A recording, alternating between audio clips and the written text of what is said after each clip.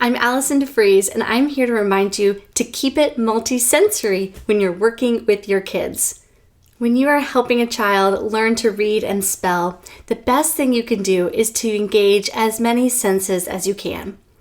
I know some students have extra sensory input needs or other sensory challenges, and it's best in that case to work with an occupational therapist to know how to help your child the best. As a teacher and tutor, this is what I recommend my students do to help their brain learn the information we're practicing more deeply. And that is to engage as many senses as we can. And we apply that into the context of language learning. So when we are spelling or reading, we often are saying the letters or the letters' sounds.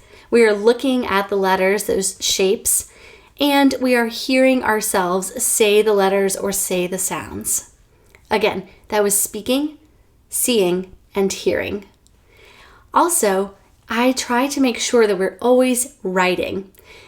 We are using our motor muscles in our hands to write the shapes of the letters and to spell words. Sometimes we even do large motor movements. And that is using our entire arm to write words in the air, or maybe even grab a piece of chalk and write in super, super big size outside.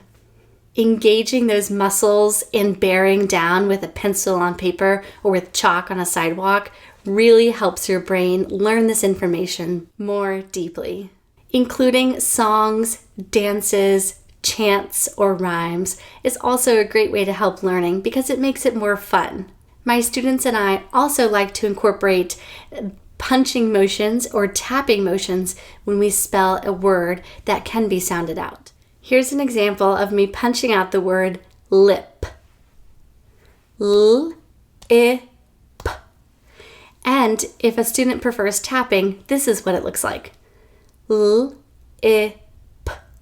Lip. Punching and tapping are great ways to bring in more movement and more sensory engagement when we are practicing spelling and reading. Ultimately, though, I do want to leave you with this thought.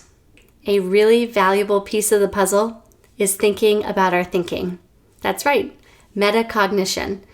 I engage students to think about their thinking when they are doing these activities. It's not enough just to absent-mindedly say some letters as you're tracing them.